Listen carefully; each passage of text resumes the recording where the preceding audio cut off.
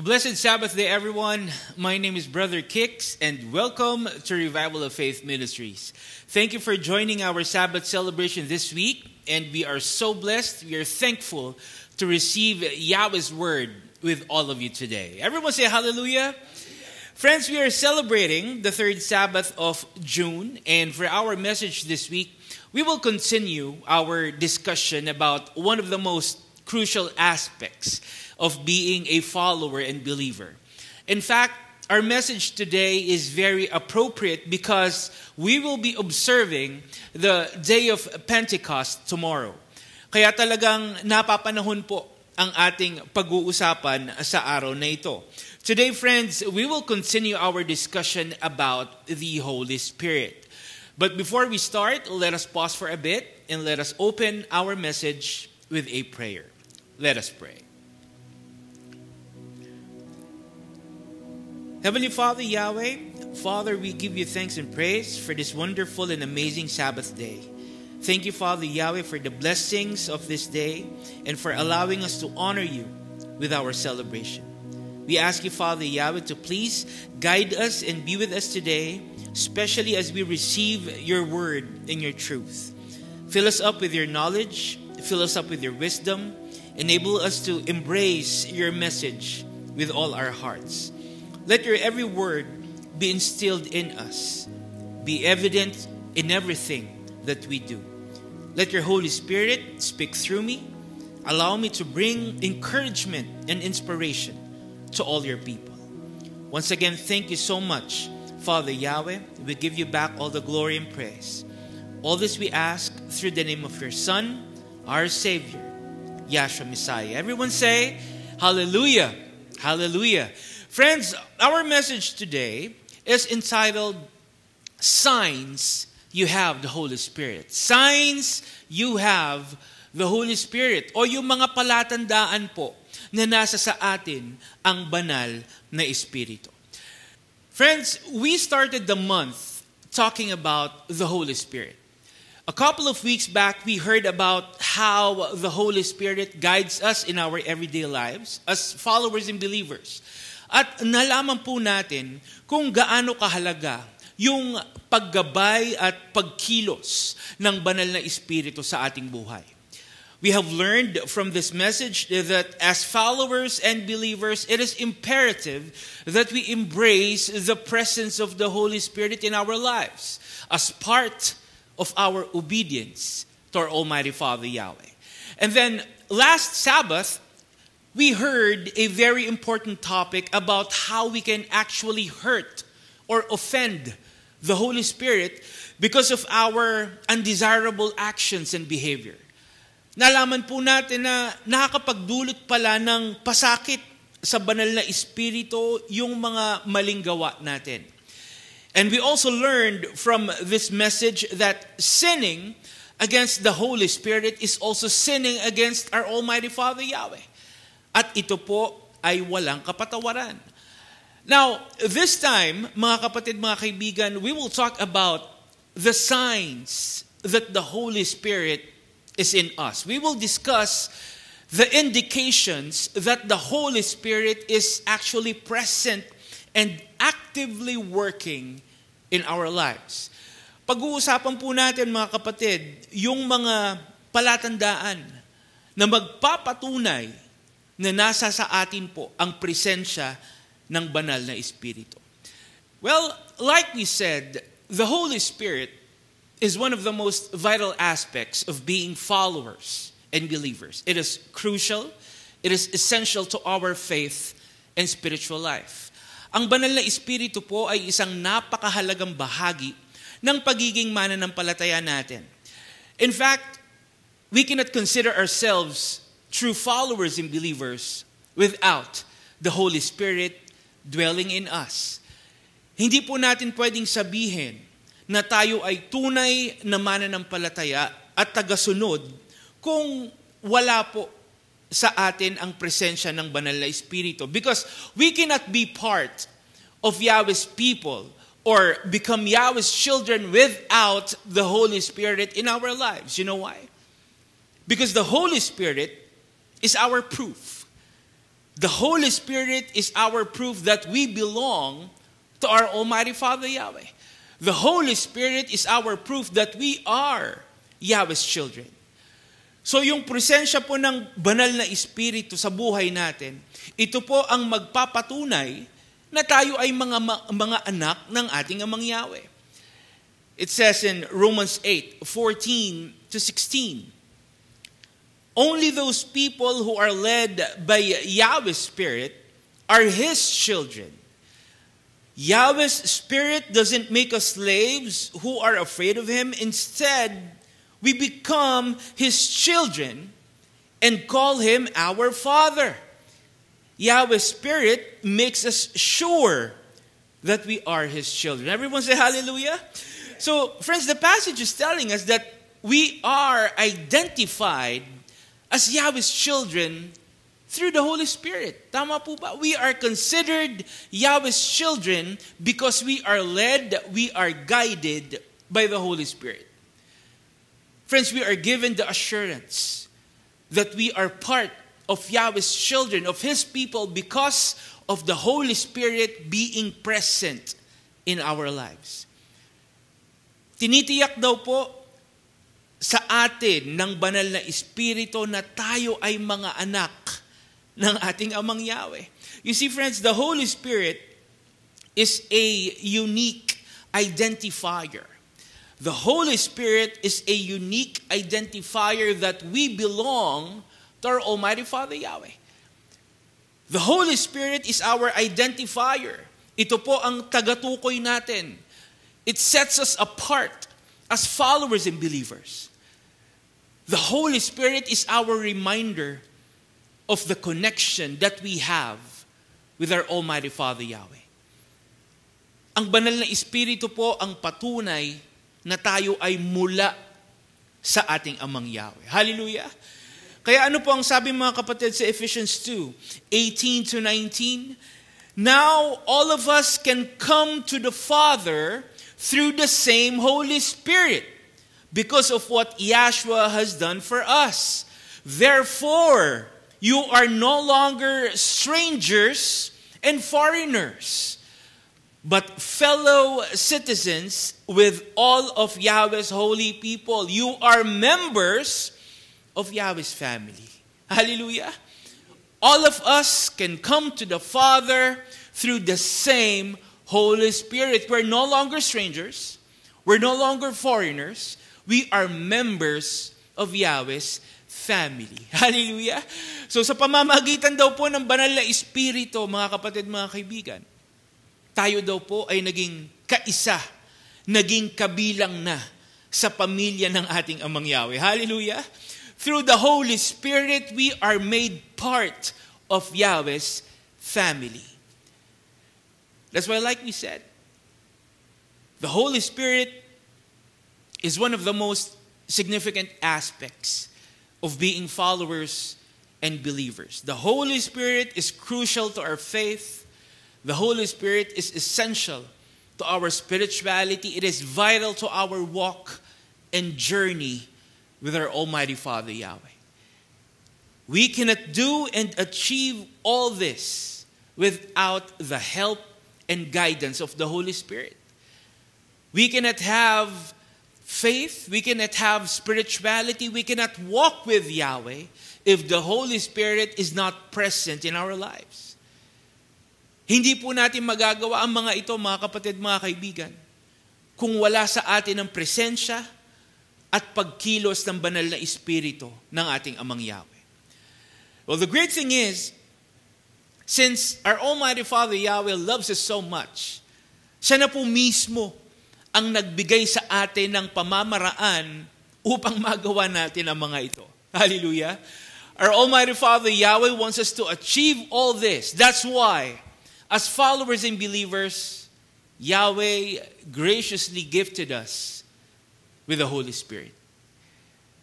Pinagkaloob po sa atin ng ating Amang Yahweh yung kanyang banal na Espiritu.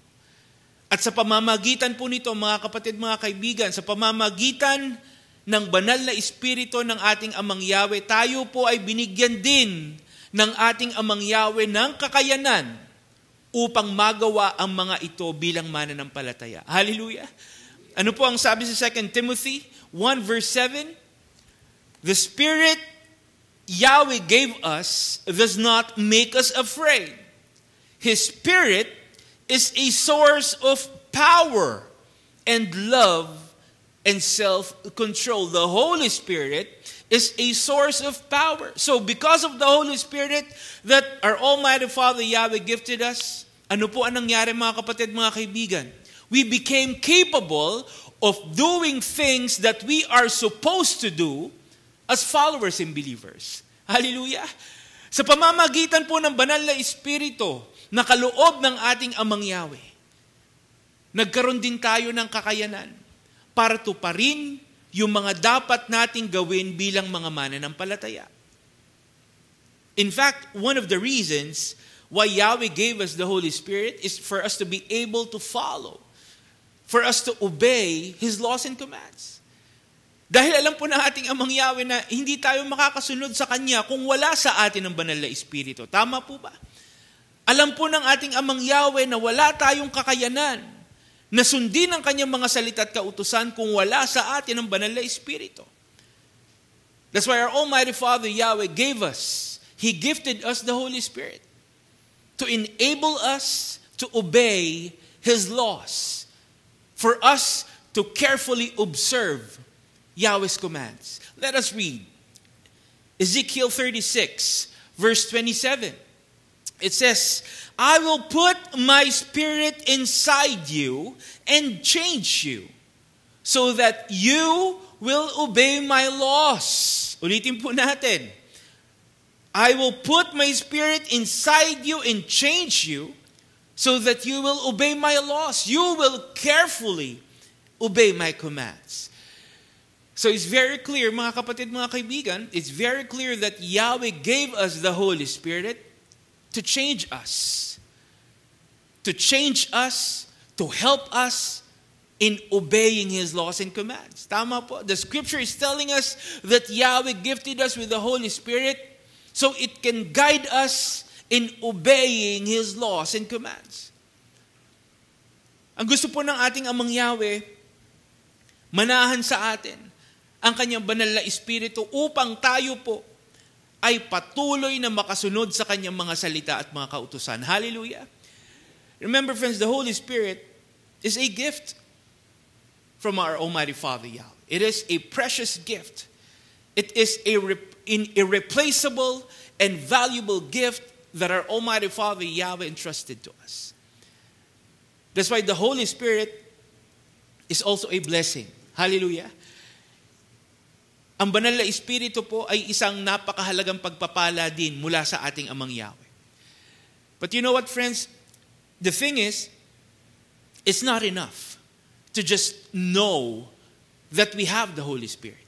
Tama po ba? It's not enough to just know that we have the Holy Spirit. It's not enough that we believe that the Holy Spirit is in us. Tama po ba mga kapatid, mga kaibigan? Hindi po sapat na alam natin na ang banal na Espiritu ng ating Amang Yahweh ay nasa sa atin. It's not enough that we believe that Yahweh's Spirit is in us. You see, being a following believer is not about telling people that you are in the faith. It's not about telling people that you have the Holy Spirit in you. Hindi po ganoon ang pagiging mananampalataya. Ang pagiging tunay na mananampalataya at ang pagkakaroon ng banal na Espiritu ay hindi lang po hanggang salita. Hindi po ito dapat sinasabi lang. Tama po ba mga kapatid, mga kaibigan?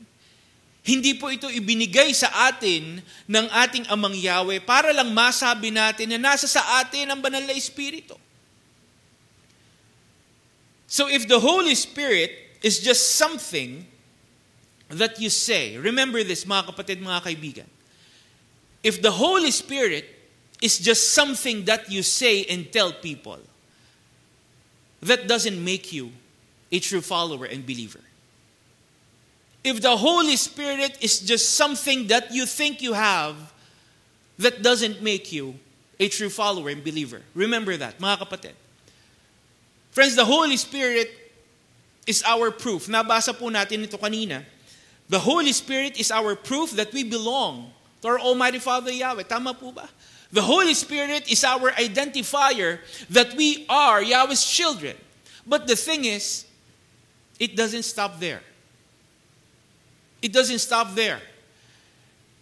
Having proof, having this identifier that we are Yahweh's children is not enough. It doesn't stop there. You know why? Because we must also prove that we have the Holy Spirit. Tama po ba? We must prove that we have the Holy Spirit. We need to prove first that the Holy Spirit is in us. Tama po? Kailangan nating patunayan, kailangan po nating maipakita na nasa atin nga at kumikilos nga sa atin ang banal na Espiritu. It means people must not only hear about the Holy Spirit from us. Ulitin po natin. People must not only hear about the Holy Spirit from us. The Holy Spirit must be seen from us. Hallelujah! Hindi lang po natin dapat sinasabi ang tungkol sa banal na Espiritu. Dapat po na ipapakita natin ang presensya at pagkilos ng banal na Espiritu sa buhay natin. And you know what, friends? The best way for us to prove that we have the Holy Spirit is through our deeds and our actions. The best way for us to show that the Holy Spirit is present, is active in us, is by how we choose to live our lives. Sa ganitong paraan po natin mapapatunayan, mga kapatid, mga kaibigan, sa ganitong paraan natin maipapakita na nasa sa atin ang banal na Espiritu. Not just with words or by just telling people. Because anyone can say that he has the Holy Spirit. Tama po ba? Kahit sino pwedeng sabihin na nasa kanya ang banal na Espiritu. Any person can declare that the Holy Spirit is in him.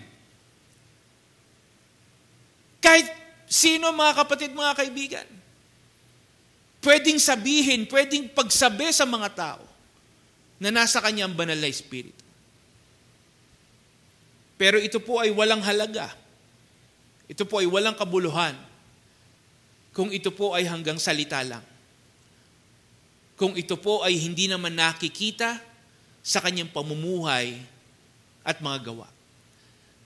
Remember, friends, actions speak louder than words. Our actions speak louder than our words. It means doing is more credible than saying. Mas kapani-paniwala po yung kilos at gawa kesa sa sinasabi lang o puro salita lang. The truth is, our actions weigh more than our words. Remember that, mga kapatid, mga kaibigan, our actions weigh more than our words.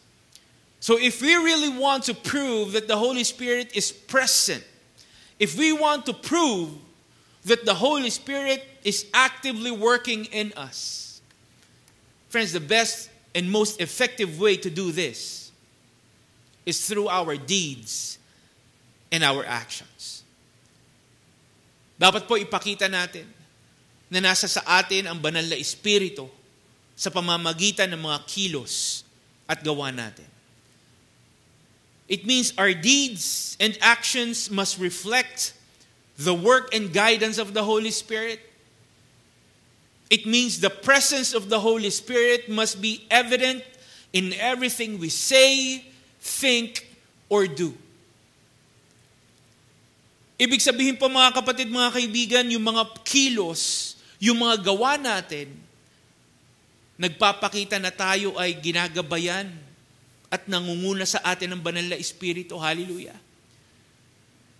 So, let us ask, how would we know if we are being led, if we are being guided by the Holy Spirit? Paano po natin malalaman kung tayo nga ay ginagabayan at pinangungunahan ng banal na Espiritu? What are the signs that we have the Holy Spirit? What are the indications that the Holy Spirit is guiding us and actively working in us? First, let us read 1 Corinthians 12, verse 7. It says, "The Holy Spirit works in each person in one way or another for the good of all." The Holy Spirit works in each person. Ang banal na Espiritu daw po ay kumikilos sa atin para sa kabutihan natin, para sa ikabubuti natin. Ang sabi naman po sa John 16 verse 13, "When the Spirit of truth comes, He will guide you into all the truth." He will guide you into all the truth. So tayo daw po ay gagabayan ng banal na Espiritu. So, through these passages, mga kapatid, we are able to establish that the Holy Spirit is really guiding us and working in us. Napatunayan po natin, nabasa po natin mula sa mga salita ng ating Amang Yahweh na ang banal na Espiritu po ay talagang kumikilos at gumagabay sa atin.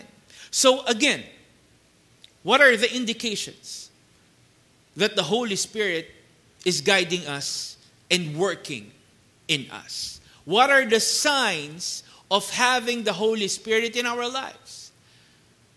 The first sign, mga kapatid, mga kaibigan, the first sign is we must be in sync with the Holy Spirit. We must be in sync with the Holy Spirit. Let us read Galatians 5:25.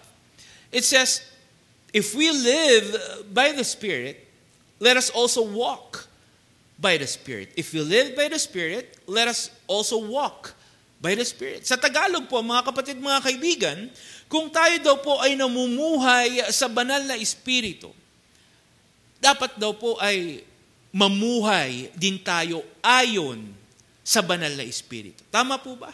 Kung tayo'y namumuhay sa banal na Espiritu, dapat po mamuhay din tayo ayon sa banal na Espiritu. Friends, this is Apostle Paul speaking with the believers in Galatia. And Apostle Paul was encouraging the people to live in harmony with the Holy Spirit. Hinihikayat po ni Apostol Pablo yung mga tao, yung mga mananampalataya sa Galatia, na mamuhay ng ayon at alinsunod sa banal na Espiritu. Apostle Paul was reminding the Galatian believers that if they are living by the Holy Spirit, they must also live under the authority and power of the Holy Spirit. That they should submit to the guidance of the Holy Spirit, so they can live their lives in sync with the Holy Spirit. Ano po ba ang ibig sabihin, mga kapatid, mga kaibigan, nung term na in sync? And why is it important that we are in sync with the Holy Spirit? Friends, when we say in sync, it means to work well, to be in agreement, to be in harmony, or to be aligned with someone or something. Alright? Ulitin po natin. In sync means to work well together, to be in agreement, to be in harmony, or to be aligned with someone or something. To be in sync implies a sense of unity, a sense of cooperation. It means working together effectively, harmoniously, or in perfect alignment. And as followers and believers, mga kapatid, mga kaibigan, this is how we should be with the Holy Spirit. Dapat ganito tayo sa banal na Espiritu. Dapat po ganito yung relasyon natin sa banal na Espiritu. You see, if we think that we have the Holy Spirit, we should live in harmony with the Holy Spirit and not against it. Tama po. If we believe that the Holy Spirit is working in our lives, friends, we should be aligned with the Holy Spirit and not oppose it. If we say that the Holy Spirit dwells in us, friends, we should be united with the Holy Spirit and not separated from it. Remember, friends, our Almighty Father, Yahweh, gave us the Holy Spirit. Yahweh gifted us with the Holy Spirit to lead us, to guide us, and to work in us. At ito daw po ay para sa ikabubuti natin. Hallelujah. And the only way for the Holy Spirit to do all this is if we are in harmony, if we are aligned and united with the Holy Spirit. For us to benefit from having the Holy Spirit in our lives, we must cooperate. We must be in agreement and we must work together with the Holy Spirit.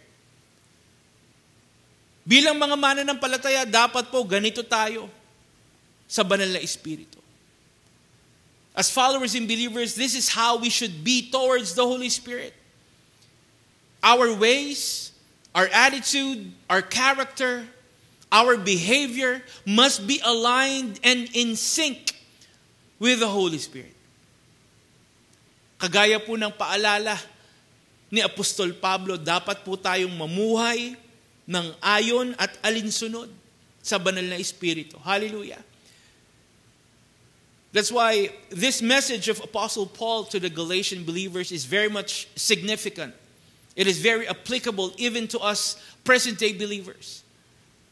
Para sa atin din po ang paalalang ito ni Apostol Pablo. And Apostle Paul is telling us now that if we have the Holy Spirit, friends, we must always live by the Holy Spirit and submit to the authority and power of the Holy Spirit. Hallelujah. Apostle Paul is reminding us now that we must be aligned, we must be in harmony with the Holy Spirit. So we can walk by the Holy Spirit and live our lives in sync with the Holy Spirit. Hallelujah. Now another indication that we have the Holy Spirit is we must be spiritually in tune with our Almighty Father Yahweh. We must be in tune with our Almighty Father Yahweh. So aside from being aligned and in sync with the Holy Spirit, friends, we must also be in tune with Yahweh. So ano po bang ibig sabihin kapag sinabi nating in tune? And why is it important to be in tune with Yahweh? Bakit po kailangan nating maging in tune sa ating Amang Yahweh? Well, the thing is, being in tune with Yahweh is actually a result of being aligned and in sync with the Holy Spirit. Alright, ulitin po natin. Being in tune with Yahweh is a result of being in sync with the Holy Spirit. So if we are in harmony, if we are cooperating and working together with the Holy Spirit, it means we are also in tune with our Almighty Father Yahweh. Hallelujah. So when we say in tune with Yahweh, it means being one with our Almighty Father Yahweh through the Holy Spirit and through our Messiah Yeshua. Right? In tune with Yahweh is being one with Yahweh through the Holy Spirit in our Messiah Yeshua. It means having a very close relationship with Yahweh and being united with Him in purpose and in action. Hallelujah. And as followers and believers, this is how we should live as part of Yahweh's people. Tama po ba? Dapat ganito tayo namumuhay bilang mga anak ng ating Amang Yahweh. You see, to be in tune with Yahweh, friends, we must carefully listen. We must carefully listen to our Almighty Father Yahweh and discern what He wants us to do. Ibig sabihin po, dapat nakikinig tayo sa ating Amang Yahweh upang matukoy natin kung ano ang gusto niya para sa atin. Hallelujah. To be in tune with Yahweh, we must eagerly answer. We must eagerly respond to Yahweh's call according to His will. Dapat po bukal sa puso natin na sundin yung kalooban at kagustuhan ng ating Amang Yahweh. Now, to be in tune with Yahweh, we must align our thoughts. We must align our words and our actions with Yahweh and not with our own desires. Ibig sabihin po mga kapatid, dapat yung pag-iisip natin sa pananalita natin at yung mga gawa natin ay naaayon sa kalooban ng ating Amang Yahweh. To be in tune with Yahweh, we must believe and we must acknowledge that we need Yahweh and we rely on Him. Dapat po naniniwala tayo na kailangan natin ng ating Amang Yahweh at sa Kanya lang tayo umaasa. Hallelujah. Friends, the bottom line is, being in tune with Yahweh means willfully submitting to Yahweh completely. It means sincerely giving up our personal desires to give priority to what Yahweh wants for us.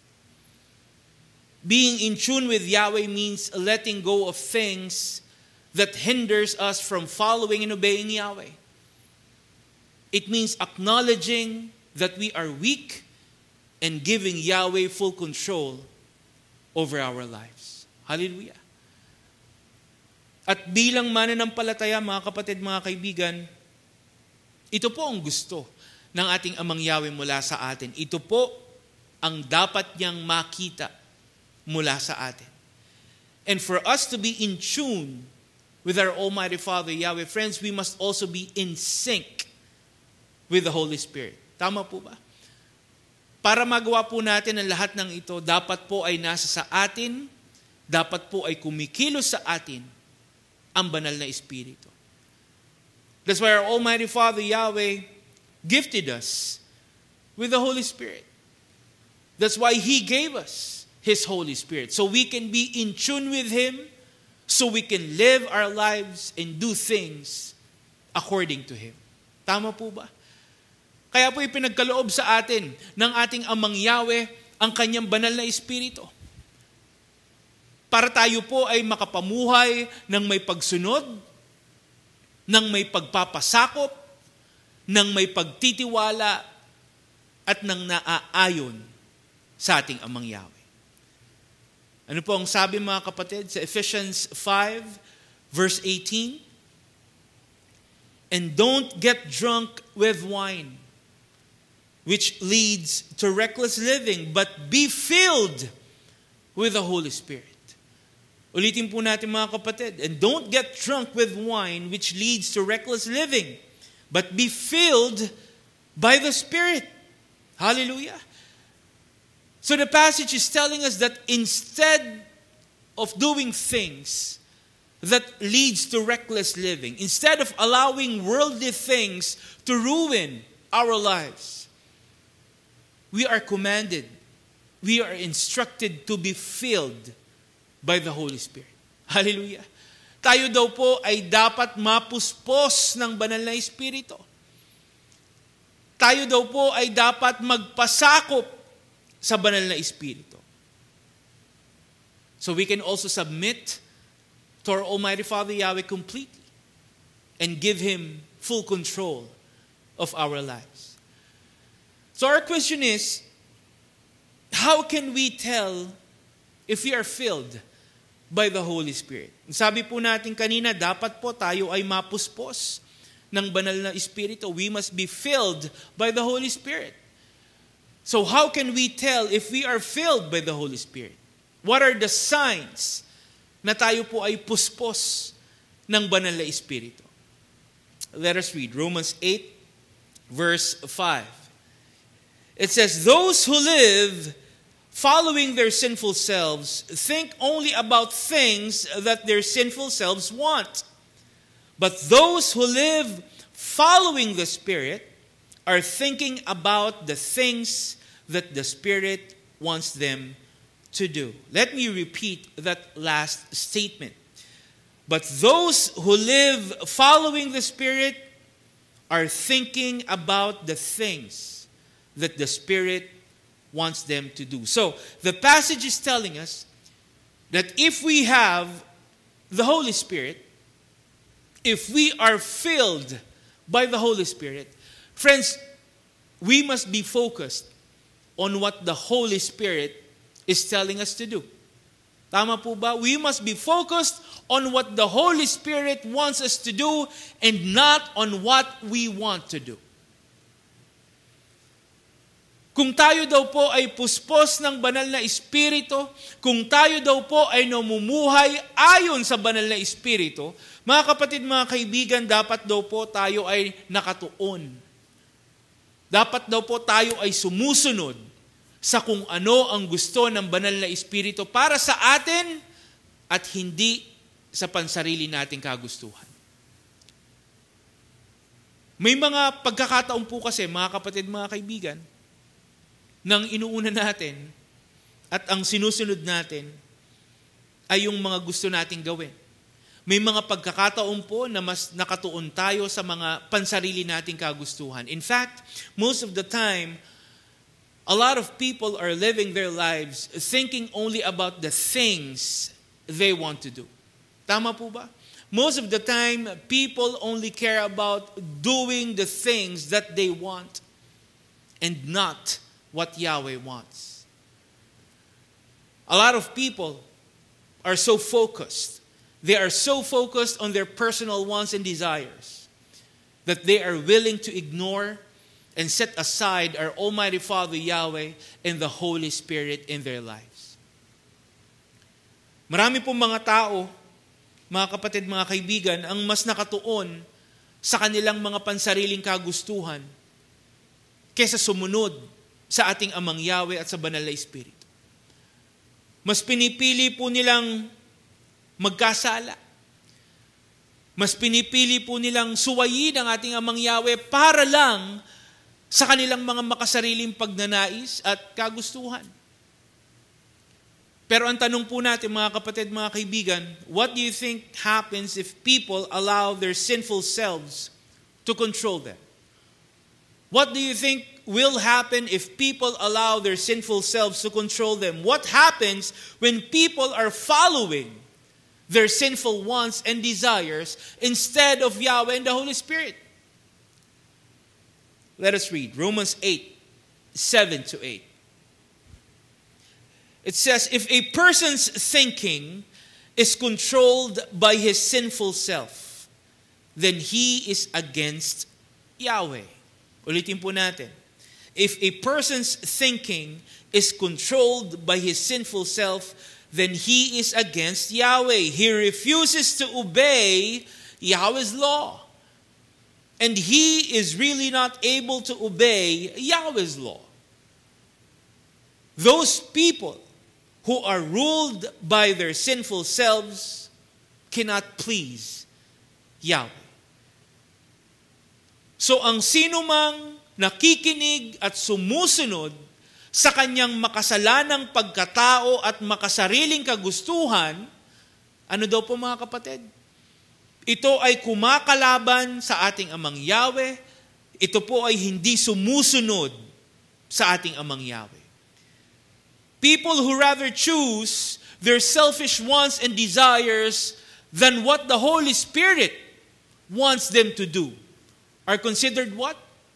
Against Yahweh and unpleasing to Yahweh. Ang ganitong klaseng pamumuhay daw po, mga kapatid, mga kaibigan, ay labag at hindi nakalulugod sa ating Amang Yahweh. And what are the consequences if we allow our sinful selves to control us? What are the consequences, mga kapatid, mga kaibigan, if we allow our sinful selves to control us? Ano po ang epekto nito sa atin? Ano po ang mangyayari, mga kapatid, mga kaibigan? Let us read Romans 8, verse 6. It says, if a person's thinking is controlled by his sinful self, then there is death. Ulitin po natin. If a person's thinking is controlled by his sinful self, then there is death. But if his thinking is controlled by the Spirit, then there is life and peace. Ang pagsunod daw po sa makasalanang pagkatao at makasariling pagnanais ay hahantong po saan? Sa kamatayan.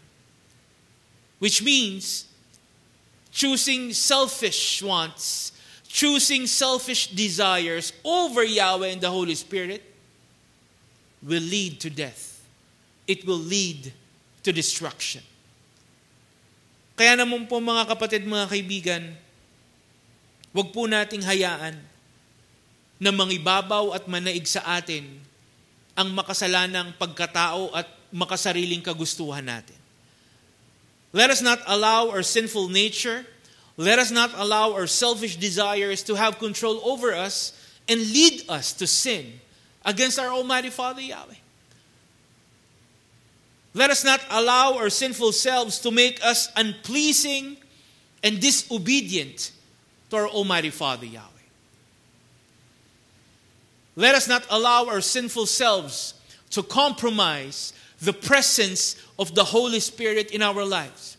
Huwag po nating hayaan na hindi tayo makapamuhay ng may pagsunod sa ating Amang Yahweh at sa Banal na Espiritu.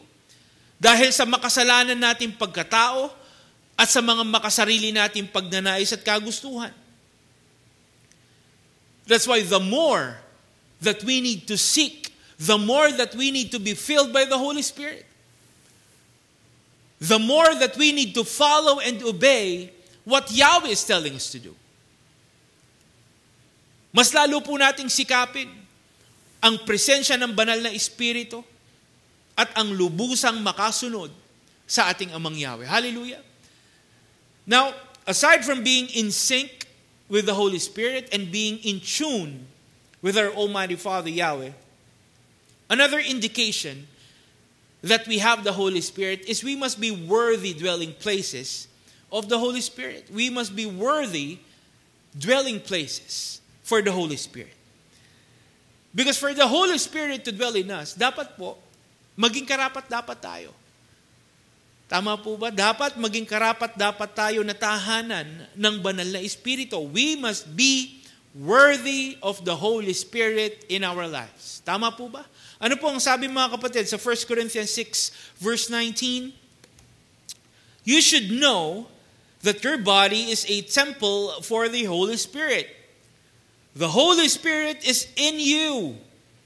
You have received the Holy Spirit from Yahweh.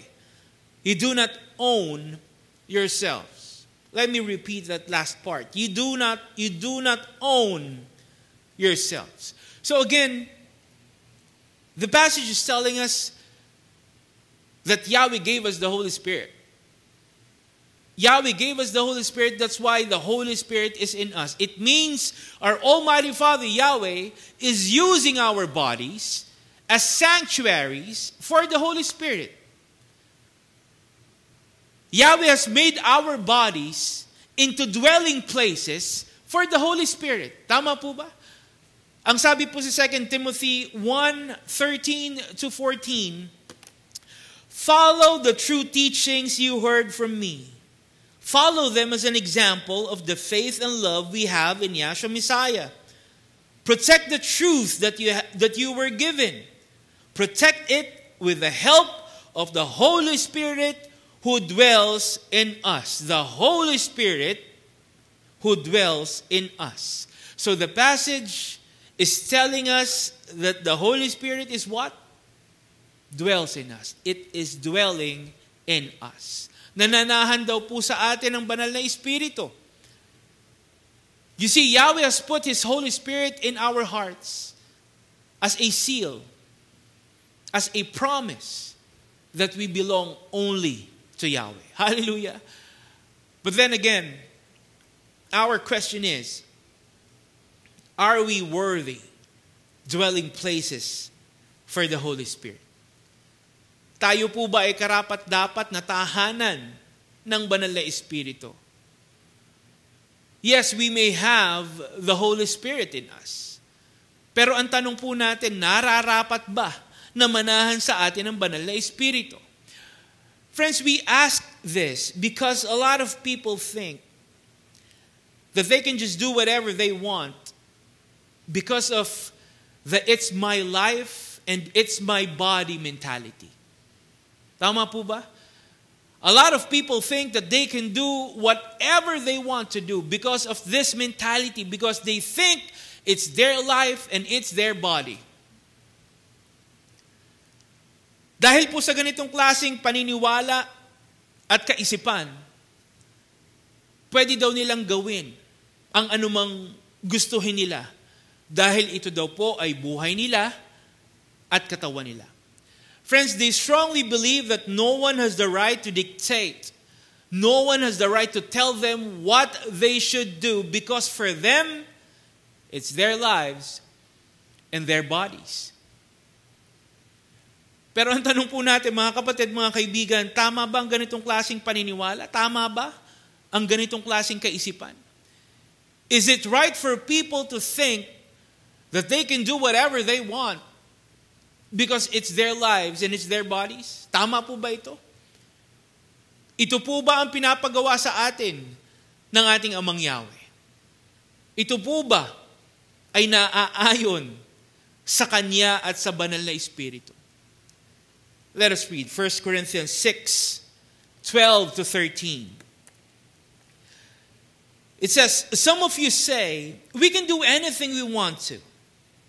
But I tell you, not everything is good for us. So I refuse to let anything have power over me. You also say, food is meant for our bodies, and our bodies are meant for food. But I tell you that Yahweh will destroy them both. We are not supposed to do indecent things with our bodies. We are to use them for Yahweh. Let us repeat that. We are to use them for Yahweh, who is in charge of our bodies. So contrary to what many people think and believe, all right? Contrary to what a lot of people think and believe, friends, we do not own ourselves. We do not own ourselves because it belongs to Yahweh. Hallelujah. It belongs to Abba Yahweh.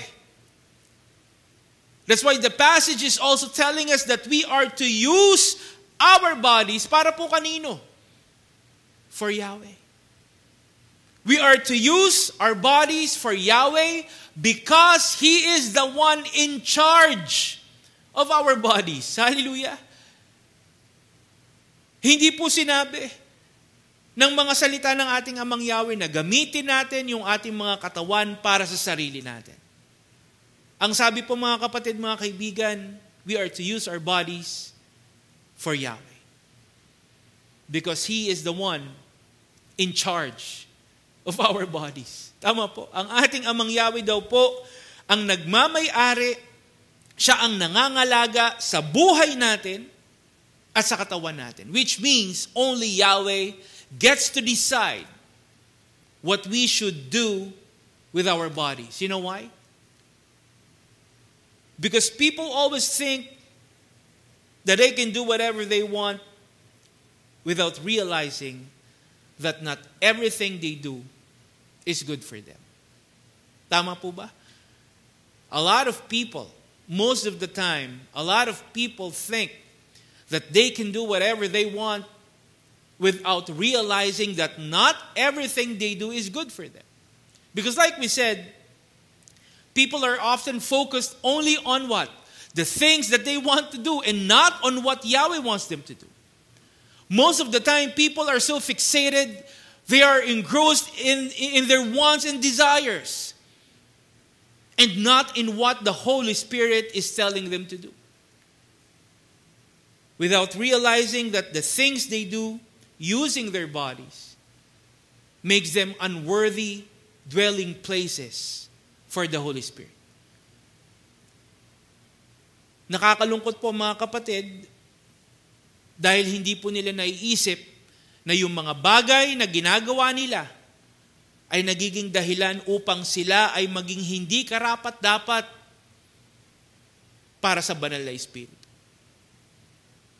Hindi po nila naiisip na yung mga bagay na ginagawa nila ay nagiging daan para sila ay magkasala at para sila ay malayo sa ating Amang Yahweh.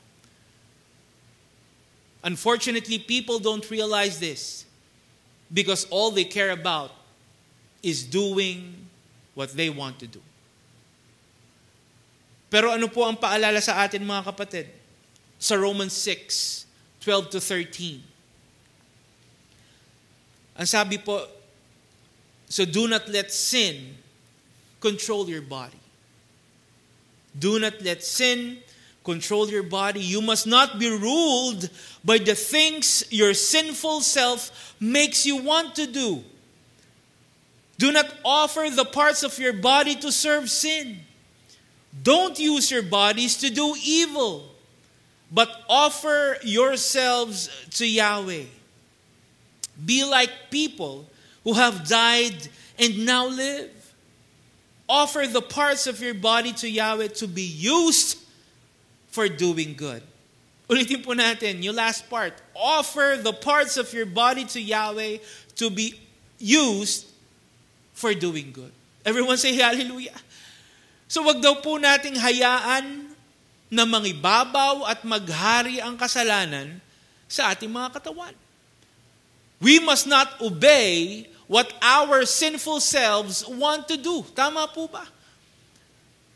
Huwag daw po nating gamitin ang anumang bahagi ng ating katawan sa paggawa ng kasalanan at kasamaan. Instead, we are to submit ourselves, our bodies, our entire being to our Almighty Father Yahweh. Para po saan? For good works. Hallelujah. Ibigay daw po natin, ilaan natin ang ating katawan sa ating Amang Yahweh para sa paggawa ng mabuti. Hallelujah. So instead of just doing whatever we want, instead of doing things that makes us sin and separates us from Yahweh, this is what we are supposed to do with our bodies. Ito po ang dapat nating gawin sa katawan natin, because offering and submitting ourselves to Yahweh, using our bodies for doing good, makes us worthy dwelling places for the Holy Spirit. Hallelujah. Kapag inalaan po natin ang ating katawan sa ating Amang Yahweh para sa paggawa ng mabuti, tayo din po ay nagiging karapat-dapat na tahanan ng banal na Espiritu. It says in 1 Corinthians 3:16, don't you know that you are a sanctuary of Yahweh and that the Spirit of Yahweh dwells in you? So kasama daw po ng ating Amang Yahweh ang banal na Espiritu na nananahan sa atin. That's why as followers and believers, let us strive. Let us do our best to always be worthy and suitable dwelling places for Almighty Father Yahweh and for the Holy Spirit. Hallelujah. Now, one of the most important signs that we have the Holy Spirit is we must imitate and become more like our Messiah Yeshua. We must imitate and become more like our Messiah Yeshua. Dapat daw po mga kapatid, mga kaibigan, tinutularan natin ang ating Messiah Yeshua. Dapat po siya ang pamantayan natin kung paano tayo namumuhay bilang mananampalataya. You know why? Because our Messiah Yeshua was led and guided by the Holy Spirit. Hallelujah.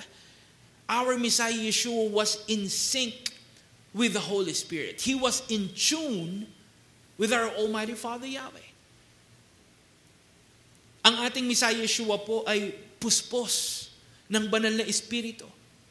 At pinakita niya po sa atin kung paano tayo dapat mamuhay ayon sa paggabay ng banal na Espiritu. Our Messiah Yeshua was given to us as our blueprint. He was given to us to be our perfect example. Yahshua was given to us so we would know how we should live according to our Almighty Father Yahweh. That's why it says in Philippians 2 verse 5, in your lives, you must think and act like Yahshua Messiah. You must think and act like Yahshua Messiah. So dapat daw po nating tularan yung kilos at kaisipan ng ating Messiah Yeshua. We are instructed to imitate Yahshua in mind and in body. You know why? Because Yahshua was filled and led by the Holy Spirit. Siya po ay napuspos at ginabayan ng banal na Espiritu, and that is what Yahshua also wants for us. Our Messiah Yeshua wants us to be filled. He wants us to be led and to be guided by the Holy Spirit. Hallelujah. Ang gusto ng ating Messiah Yeshua, mabuhay din tayo ng may paggabay at puspos ng banal na Espiritu. That's why even before He left, bago po umalis ang ating Messiah Yeshua, He made sure that we have the Holy Spirit to lead us and guide us. Hallelujah. Yahshua asked, listen to this, our Messiah Yeshua asked our Almighty Father Yahweh on our behalf. Imagine that. Yahshua asked His Father on our behalf para lang mapasa atin yung presensya at paggabay ng banal na Espiritu. Yahshua said in John 14:16-17, I will ask the Father, and He will give you another helper. He will give you this helper to be with you forever. The helper is the Spirit of truth. Everyone say hallelujah. So this is our Messiah Yeshua speaking with His disciples before He left and ascended to His Father. At mababasa po natin ng ating Messiah Yeshua mismo yung gumawa ng paraan para mapasa kanila ang banal na Espiritu. Tama po ba? Ang ating Messiah Yeshua po mismo, yung gumawa ng paraan, siya mismo yung humiling sa ating Amang Yahweh para mapasa kanila ang banal na Espiritu. Yahshua Himself asked our Almighty Father Yahweh on behalf of His disciples for them to have the Holy Spirit to help them, to guide them as they fulfill the work that Yahshua entrusted to them. Hallelujah. And like we said, mga kapatid, mga kaibigan, this is also what Yahshua wants for us. Ito din po ang gusto ng ating Messiah Yeshua para sa atin. He wants us to have the presence and the guidance of the Holy Spirit in our lives. You know why? So we can imitate our Messiah Yeshua and fulfill the Great Commission that Yahshua also entrusted to us. Hallelujah. Kaya ang gusto po ng ating Messiah Yeshua, nasa atin yung presensya at paggabay ng banal na Espiritu para po magawa at matupad natin yung layunin natin bilang mga mananampalataya. That's why we should always value, we should always give importance to the presence and guidance of the Holy Spirit. Huwag po nating sayangin, huwag nating baliwalain ang presensya at paggabay ng banal na Espiritu sa buhay natin. Hallelujah. Let us not do anything that will stop the Holy Spirit from dwelling in us. Huwag po tayong gagawa ng anumang bagay na maaaring maging dahilan para hindi na manahan sa atin ang banal na Espiritu. Let us not do anything that will hinder the Holy Spirit from working in us. Huwag po nating pigilan. Huwag nating hintuin ang ginagawa at pagkilos ng banal na Espiritu sa buhay natin. Ano po ang sabi sa 1 Thessalonians 5:19? Do not restrain the Holy Spirit. Do not restrain the Holy Spirit. Huwag daw po nating pigilan, huwag nating hadlangan ng banal na Espiritu. Instead, we are to listen. We are to obey what the Holy Spirit is telling us to do. Hallelujah. Dapat daw po mga kapatid, mga kaibigan, nakikinig tayo at sumusunod tayo sa sinasabi sa atin ng banal na Espiritu. Dapat po nakikita mula sa atin yung presensya, yung pagkilos, higit sa lahat mga kapatid, mga kaibigan, yung mga bunga ng banal na Espiritu sa ating buhay. So ano po ba itong mga bunga na ito? What are the fruits of the Holy Spirit? Let us read Galatians 5:22-23. It says, but the Holy Spirit produces this kind of fruit in our lives: love, joy, peace, patience, kindness, goodness, faithfulness, gentleness, self-control. There is no law that says these things are wrong. Everyone say hallelujah. So the passage is telling us that as true followers and believers, as worthy dwelling places of the Holy Spirit, friends, all these virtues, all these fruits of the Holy Spirit must be seen and must be evident from us. Dapat po patuloy nating na ipapakita ang mga ito. Dapat po patuloy nating na isasabuhay ang mga ito. Bilang patunay at palatandaan na nasa sa atin ang presensya, ang pagkilos at paggabay ng banal na Espiritu. Friends, as we observe the day of Pentecost tomorrow, let us keep in mind the true essence of this very important day by embracing and acknowledging the presence of the Holy Spirit in our lives as a precious and irreplaceable gift from our Almighty Father Yahweh. Let us continue to embrace and acknowledge the roles of the Holy Spirit in our lives as our helper, as our comforter, as our guide, and our counselor. Let the presence and intervention of the Holy Spirit be seen and be reflected in all that we do, whether in words, in thoughts, or in actions.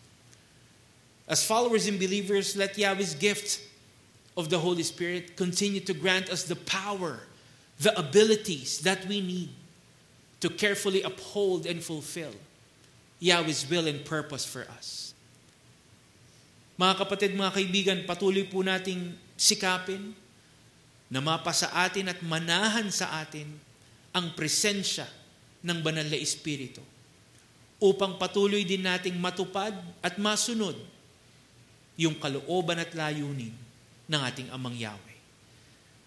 As followers and believers, as part of Yahweh's people, let us continue to be aligned and in sync with the Holy Spirit.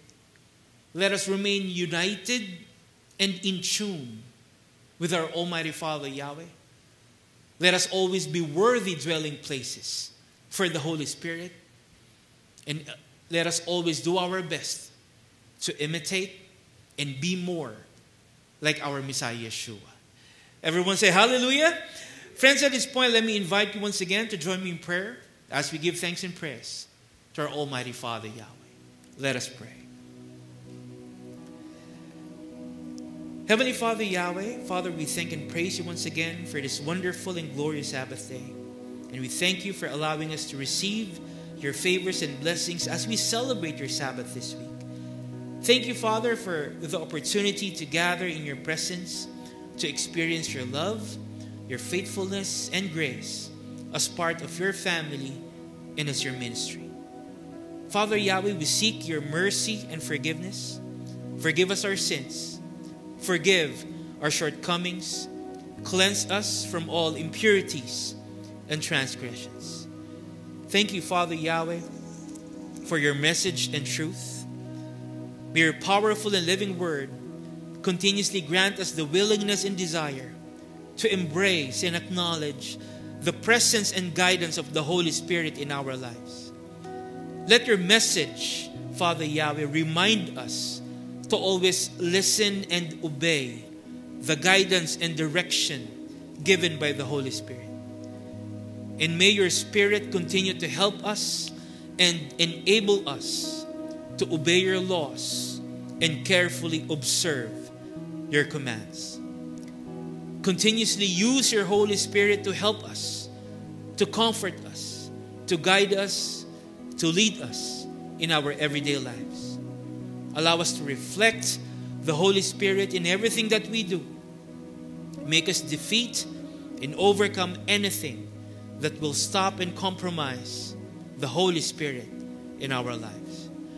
Thank you, Father Yahweh, for all the brethren and for everyone who joined our celebration today.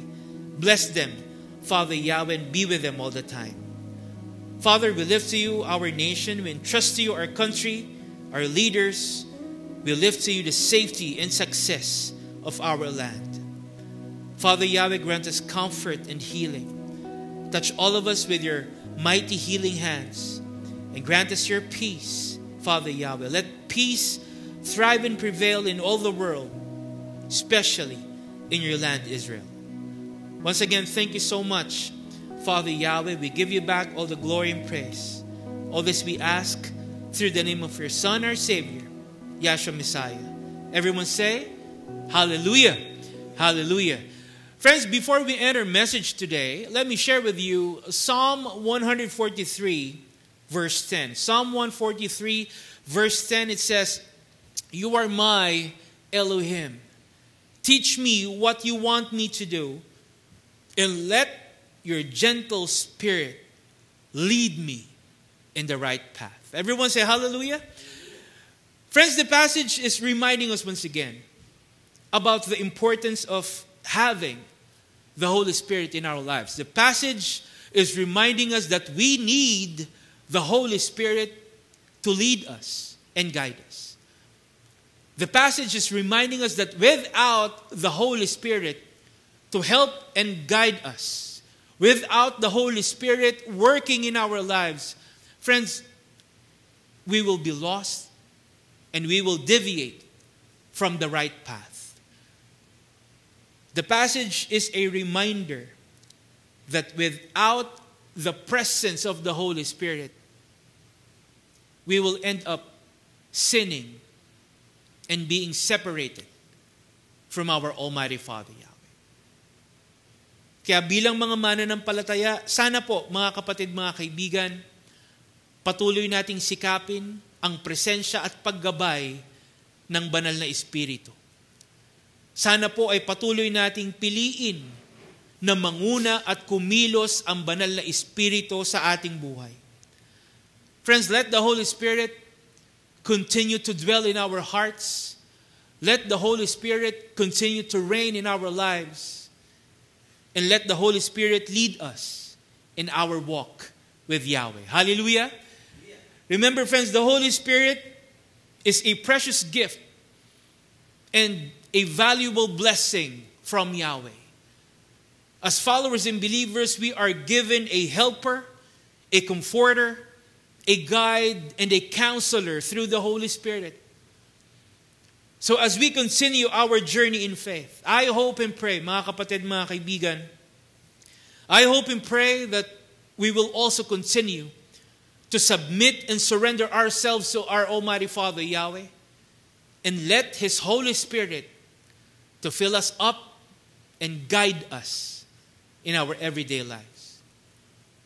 Patuloy tayong manalig, magtiwala at manampalataya sa ating Amang Yahweh upang patuloy din nating makita at maramdaman ang pagkilos at paggabay ng Kanyang banal na Espiritu sa ating buhay.